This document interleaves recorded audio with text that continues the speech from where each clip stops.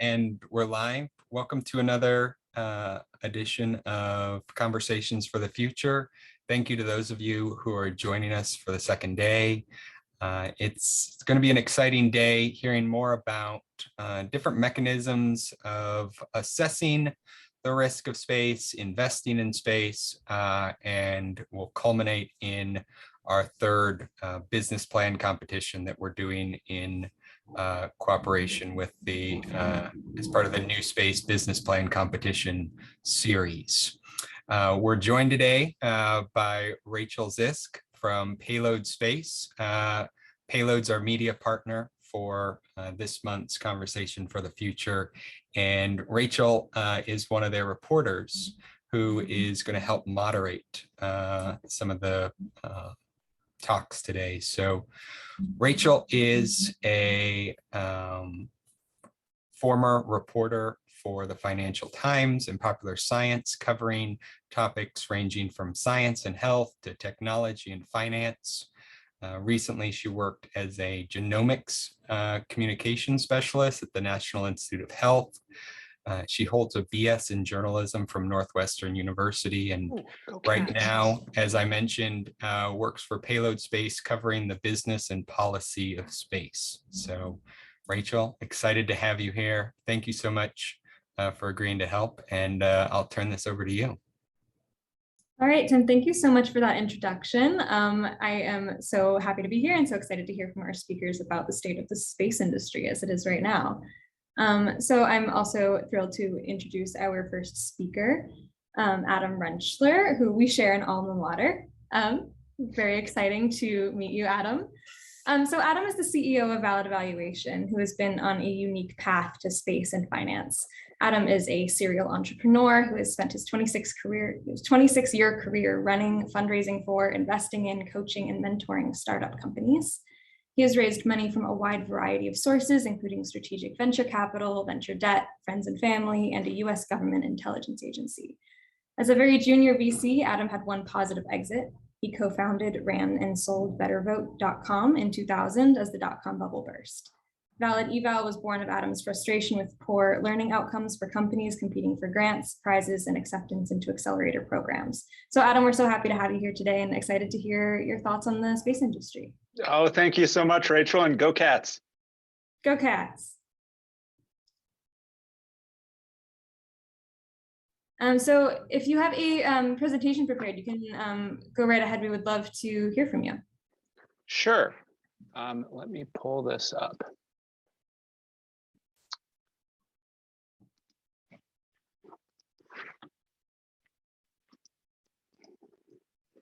All right. Is that looking like a slide? Sure is. All right. Oh, and it wants to autoplay. That's always fun. All right. Well, thank you so much.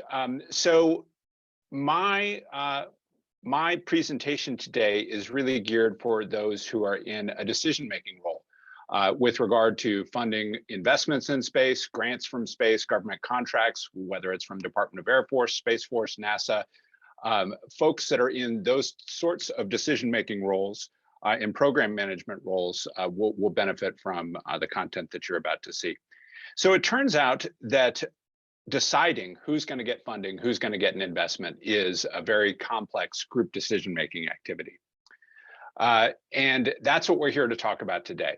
So a little bit about our company. We're a small business located in Colorado, no foreign investors on our cap table. Our customers really like us, which is very gratifying and humbling. And we are experts in a very gossamer thin bit of the world, but we're the best around at it. And that is this notion of using assessment science, user experience, and systems engineering principles to more effectively manage these complex government programs. So over the past 3 years, which was first contact with the federal government was only in 2018, we've come up the learning curve pretty darn quickly. And in fact, in less than 12 months, we won a phase 1, phase 2, and a phase 3 IDIQ with the GSA. So very cool that our product has been so resonant with the federal government. The flagship program for us today is the Army's Applied SBIR and X-Tech prize competition. So the acquisition process is really the thing that we're here to fix.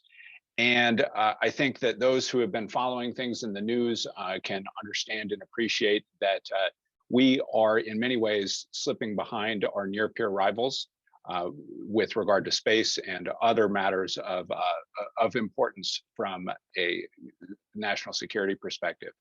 So this sand chart here on the right describes everything from sustainment on the left all the way to the blue sky research that happens in federal government labs that won't have an impact for 10 or 20 years. We are moving from right to left on this particular sand chart. Right now, we're playing at the lower TRL and SBIR end of the spectrum. We're keen to continue to march towards the left. So here are some of our clients. It's a pretty diverse group. It's everybody from grassroots community nonprofits that are doing economic development type work, all the way through some of the biggest agencies on the planet. So this is DoD and civilian, it's academic and industrial, it's rapid and traditional acquisition, spans the whole gamut of research, and includes all levels of government, from city to state up to the federal government. So what we've brought is not only a scalable software platform, but also best practice workflows to help humans make better complex group decisions. So just a quick hit on a little bit more of our experience. I mentioned the Army SBIR and X-Tech programs. We're currently in charge of 3 major AFRL programs in support of the Space Force, and those are listed here. One of the cooler things that we did during the pandemic was we helped save a DoD program from what some insiders described as months of flail, as the federal government was trying to figure out who had technology that could help ameliorate the effects of the pandemic. So this was the largest ever market research project that the DoD had engaged in. They got over 3,000 responses, and evaluating that required some expert help. So we were happy to be able to dive in. So today's process is a little bit like these gentlemen here on the right. It's a little shoot from the hip. And that's not to say that you can't ever hit the target. In fact, it's remarkable how folks can get to pretty good decisions without really any thoughtful process and an ad hoc approach. However, conversation and paper-based workflows are not how we should be doing things, in my opinion, in 2022. And I think that it's also fair to say that we are much more cognizant in today's world about bias than we have been in the past. And gosh dang it, bias has got to get addressed. Furthermore, I think one of the big problems that is talked about a lot less than it should be is the value that non-selects get from having applied to these programs. And if you're not delivering value to non-selects, your program's not going to be very successful in the long run. Finally, one thing that is a big bugaboo for our program managers is the fear of protest. And so it would sure be nice if there was something that could be done about that. So our approach is very, very simple. We've had the kernel of our idea is easily stated, and that is we bring the best practices in assessment from a field called the learning sciences. We are actually the 3 co-founders of the company are all Northwestern alumni. And our learning scientist got his PhD from Northwestern in this field. And so all we've done is bring that best practice, which has existed for decades, to the innovation space. So with that, we combine known good workflows and clean data and an automated debrief process, which is what provides that value to the non-selects. The result is something that scales beautifully from a handful of proposals to literally hundreds and hundreds of not only subject matter experts and warfighter judges, but also hundreds and hundreds of applicants. So the key is to codify commander's intent in something called a rubric. And I'm about to date myself because rubrics were not part of my academic world as I was growing up. I'm a little too old for these to have been a thing. But we fielded so far 208 of these, and that's more than anybody else in the world has ever been silly enough to develop. So with a good, clean rubric, we've got everything codified, we've got commander's intent captured, and let's see, I need to start a video here. Sorry about this. Now you're seeing my screen. This is embarrassing. I should have had this queued up. I'm so sorry. And now you've got my financials. That's not good. I tell you what, we'll skip the video. Sorry for that. So when one of our off-the-shelf rubrics isn't right for your program, we have consulting engagements that can either instantiate a brand new rubric from whole cloth or modify one that we have off the shelf. And chances are one of those 208 is going to be a really good place to start for a given program. So the inputs into this thing, and there's my video link, the inputs to this process are the proposals, pitches, or demos from industry, and then your judge's expertise. And let's see what happens when I click this.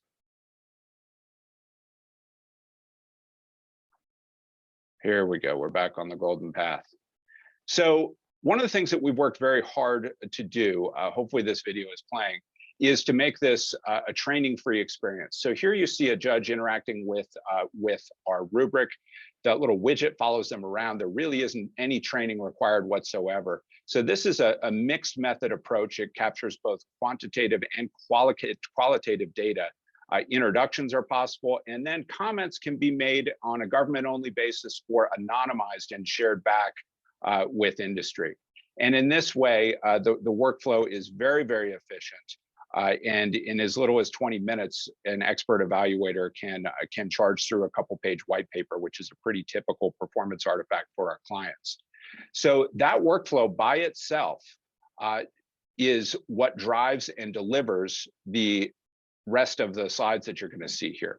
So one of the things that's really important to realize here is that this is not some artificial intelligence that is seizing control from program managers and making decisions for them. Rather, this is designed to provide actionable data with which a group of human beings can come together and make much more efficient, more easily defended decisions with regard to a program. So all the results get rolled up in some pretty nice looking and intuitive user interfaces here. The thing flagged A, I'll talk just very briefly about.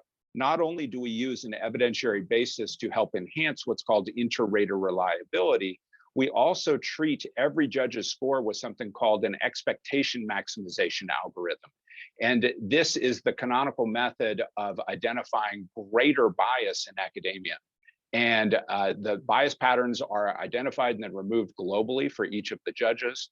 And as a result, you've got two layers of enhancement to this inter-rater reliability, which gives program managers more faith than they might otherwise have in the data moving forward. Some comparison screens here. One of the things that I'm fond of saying is that most of us wouldn't buy a dishwasher without doing a side-by-side comparison of the options that are available to us as consumers. Why the heck shouldn't government program managers have the same sort of capabilities? So lots of different ways that that intelligent comparisons can be made, including all of the comments that the judges made, including exploding each of the so-called evaluations out on a judge-by-judge basis so we can see what each of the experts thought and pull those people into the conversation.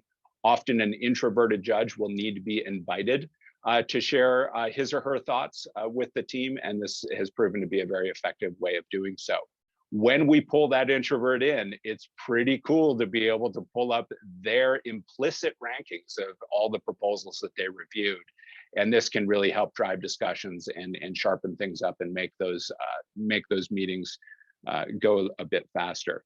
In terms of feedback, this is the bare minimum that is provided out to the teams, would be the aggregated anonymized comments at the bottom and this nice looking heat map, which will show the aggregated, in this case, 4 judges' clicks on those qualitative metrics in the rubric. For government programs that are keen to be a little more transparent, we always love it when they do that. We can show the performer where they stood relative to their peers on every single dimension that was measured. We think that this is a big boost to industry in the sense that it can show a given proposer where he or she fell short very, very specifically and what they need to improve on if they want to reattack and be funded next time. So with that, the program manager, after decisions are made, will come back and do a quick scrub of the comments, make sure that everything in there is appropriate and is going to reflect well on the program. With that, they flip a toggle, and these debriefs are in the hands of all of the proposers, whether they won or lost. At the end of the day, when everything is wrapped up, we have a pretty robust suite of reports that program managers can download and file away. And in case of protest, they have literally every single click that all of their experts made with which they can defend their procurement decisions. So that's it. Thanks for letting me drag you through those slides. Thanks so much for sharing all that information, Adam. It's really interesting. And it's great to see the workflow looks super easy to use and simple, which I imagine is an upgrade from usual decision-making processes, which I know can get very complicated. But I'm interested to hear more about how you develop these rubrics and who you talk to and what kind of considerations go into that decision-making process. Well, it's interesting, Rachel. Generally speaking, a really good program manager knows in her guts what it is that she wants to see. But there is this paradox of expertise, right? Which is to say that the further away you are from being a novice, the more difficult it can be to explain what exactly good looks like. And so over the past 10 years, we've gotten very good at sitting down with those experts and literally pulling out of their guts what the difference between amazing, pretty good, and awful is in the eyes of that particular program manager. And everything we do is in service to those program managers and the goals and the mission that they have.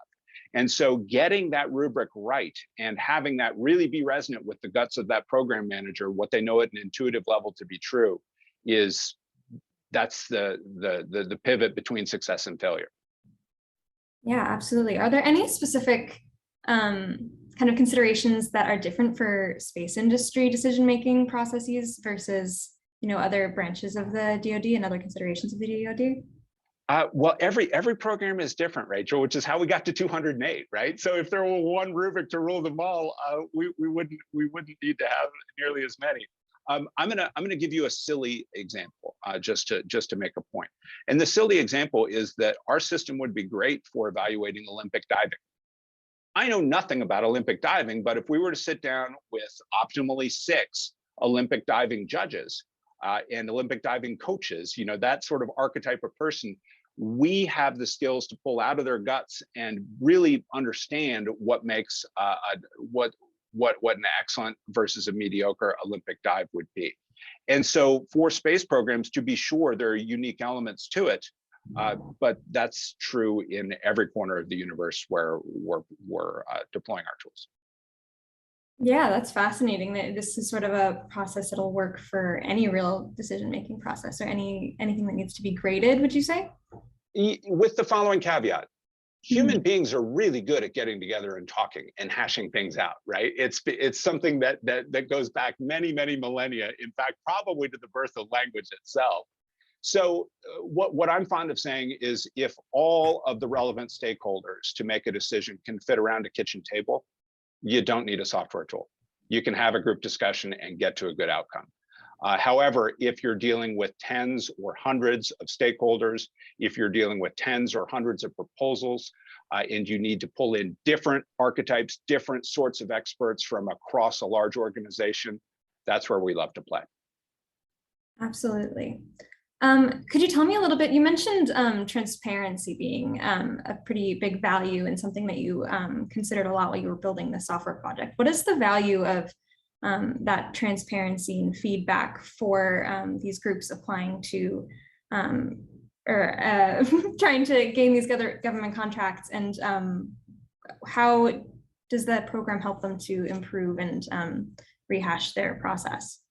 Sure. Well, let's start with kind of the ick factor that many who haven't worked with the government have about the prospect of working with the government, right? So many of us are conditioned to believe that the decision making happens in some smoke-filled room with a bunch of insiders, and they're going to pick their cousin, their favorite, their father-in-law, whatever it is, and that must be how government works. Now, why do people have that perception? Well, it's because there isn't really any tangible output. There isn't any explanation beyond two very polite paragraphs which say this to the non-selects.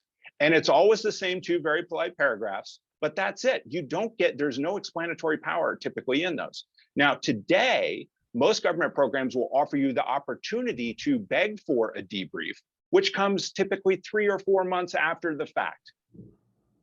And with the pace of today's world, if you're going to give me feedback on something I did 3 or 4 months ago, Lord help me.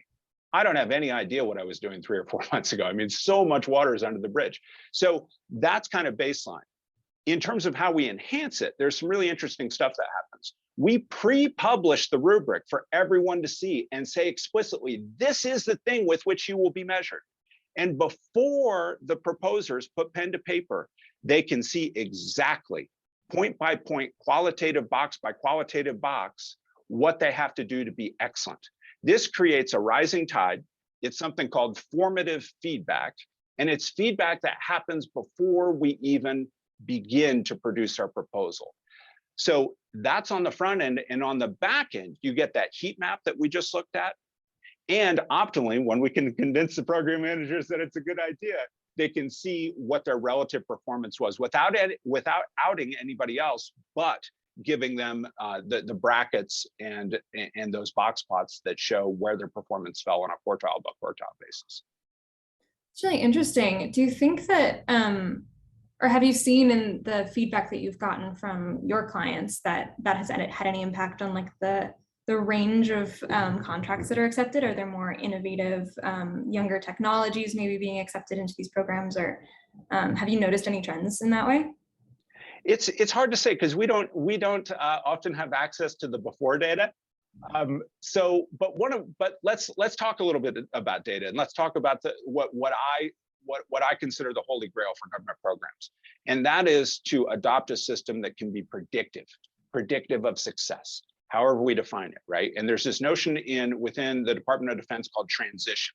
Now, if you ask 3 different DoD employees what transition means, you're going to get 10 different definitions. That's a whole different problem. We need to figure out what the heck transition means and come up with a good basket of definitions. But let's imagine a world where there were 2 or 3 definitions of transition with which everyone agreed. What you want are programs that can be predictive. At a very early look, at a very low TRL, they can predict the teams that are most likely to transition. Well, it turns out we've done exactly that in the private sector. Our principal rubric that evaluates startup companies that are desirous of venture capital, we are predictive of 5 different success metrics in the startup space. And so if we've done it there, I'd like to think that it's possible to do that in DoD. First thing we got to do is come up with a shared definition with which no one's going to fuss, right? And that's a big, hard problem, but I'm certain that we can get there. So what we want is to be predictive of those outcomes. And if we can be predictive of those outcomes, man, then the promise to industry is not just, hey, you're going to get this $50,000 phase 1 SBIR, or hey, there's 200K on the line. If we can develop things that are really predictive and show that through line where it's not just 200K on the line, but this is a life-changing, like you're going to be a big company, and this could be tens of millions of dollars for you and your team. This could create life-changing wealth creation for you. Why don't you go ahead and get on this escalator? If you can fight your way into this program, that would really be a smart idea. And that's how we're going to get the defense innovation base broader. That's how we're going to get more people to come play that are scared or don't think it's worth the headache to get involved with the government today. Mm-hmm. Are there any pain points that you think are remaining even after this decision-making process that you think need to be addressed to make this process even easier and simpler? There are too many for the time we have remaining. But let me say this. One of the things that I'd really like to see change from a policy perspective, let's again imagine that we can change, that we can create these shared definitions of 3 or 4 things that represent transition. I would like to see a capital gains holiday for all of the investors in any company that is willing to invest in the government and get all the way through transition. If we had a capital gains holiday for those companies to where they could, have just a bump of 30% on what their returns would be when they sell their companies, man, I think you get an awful lot more people to play in the federal government space. All right, well, thank you so much for that. I can see that we have our next speaker waiting in the room here, but thank you so much for all that information. It's been really interesting to listen to you. Thanks for hopping on. Rachel, it's been a pleasure. It's always good to meet another Wildcat. Go Cats. Take care. Take care. Have a good one.